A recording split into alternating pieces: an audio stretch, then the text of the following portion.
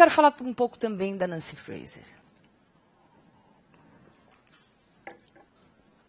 É uma autora que eu considero muito potente também. E ela é central, né, no debate desde os anos 90. E ainda hoje é uma autora a qual devemos uma compreensão muito sofisticada, muito acurada das causas da sujeição das mulheres. Lá nos anos 90, eu vou mencionar a Fraser porque lá nos anos 90 ela faz um diagnóstico bastante interessante, né, dos caminhos do feminismo. E ela entende que, nos anos 90 isso é importante, né, porque ela entende que a teoria feminista, na sua maior parte, ela passou a ajustar o seu foco nas questões de identidade, deixando para um segundo plano, sempre pensando, claro, né, o problema da sujeição da mulher, passou a ajustar o seu foco nas questões de identidade, na especificidade das identidades, tirando o foco de uma pauta mais antiga, que era a pauta redistributiva. Ora, por que isso é forte e potente nos anos 90, segundo a Fraser? Né? Porque é ali que você tem uma elevação das questões identitárias, do problema da identidade, né? Ao mesmo tempo em que você tem uma subordinação do problema à questão das lutas culturais. Isso provavelmente, diz ela, se deve ao distanciamento do feminismo em relação à esquerda, né, num momento histórico importante em que o marxismo passou a ser letra morta.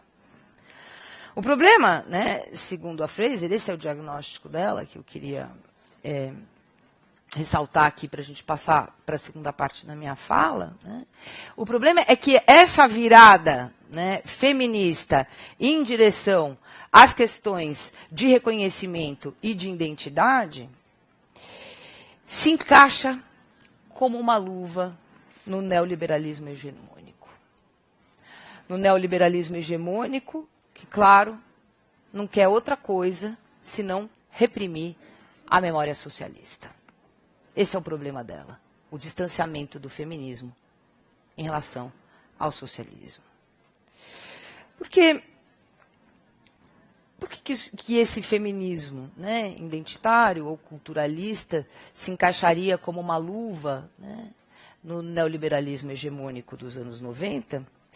Porque, justamente, a virada, né, o foco voltado para o reconhecimento, para a identidade e para a afirmação das diferenças seria, né, em contrapartida, levaria em contrapartida, né, ao declínio das lutas por redistribuição.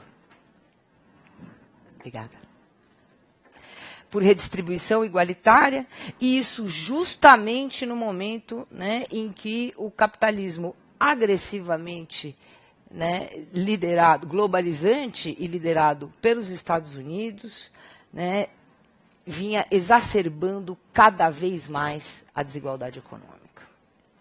Então, se houve um ganho, por um lado, nessa inflexão do feminismo, né, para as questões de reconhecimento, para isso que ela está chamando de luta cultural, né, e esse ganho é importante, sim, né, na medida em que leva a uma expansão das lutas de gênero, né, a uma ampliação das pautas de gênero. É importante, sim, porque ele representa um avanço significativo com relação, né, aos paradigmas economicistas ou produtivistas, que tendem sempre a ser muito reducionistas, né? Por outro lado, o feminismo passa a correr o risco de uma enorme perda, que é o deslocamento da centralidade da questão material e redistributiva para a questão identitária ou para a questão cultural. E como é que a Fraser resolve isso teoricamente, né? Para corrigir essa rota, ela propõe um paradigma que ela considera, eu também, mais rico e mais amplo, né? Que possa englobar, ao mesmo tempo, redistribuição e reconhecimento. Ou seja, ela propõe uma análise da questão de gênero que possa abrigar todas as pautas feministas, todas as causas feministas, né? Tanto as que são centrais no feminismo socialista, quanto todas aquelas que são enraizadas, né, que são devedoras das relações e das configurações culturais. Em linhas gerais, a tese dela é a seguinte, né? A injustiça contra a mulher, ela é econômica, ou seja, material, e ela também é cultural, ou seja, simbólica.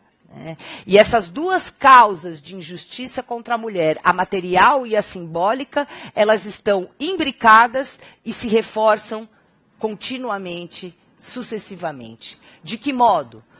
Na medida em que normas sexistas e androcêntricas são institucionalizadas na política e na economia, isso gera, né, exclusão e silenciamento cultural, o que, por sua vez, reforça, né, a exclusão material, de modo em que a subordinação econômica e a subordinação material mantêm entre si uma relação perversa, né, uma relação contínua.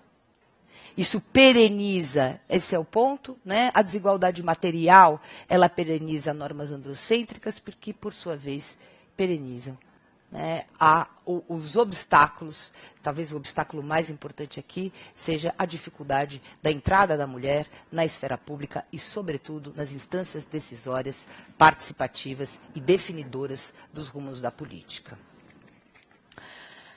Então, há uma injustiça econômica enraizada na estrutura político-econômica da sociedade, por exemplo, exploração do trabalho, marginalização econômica, né?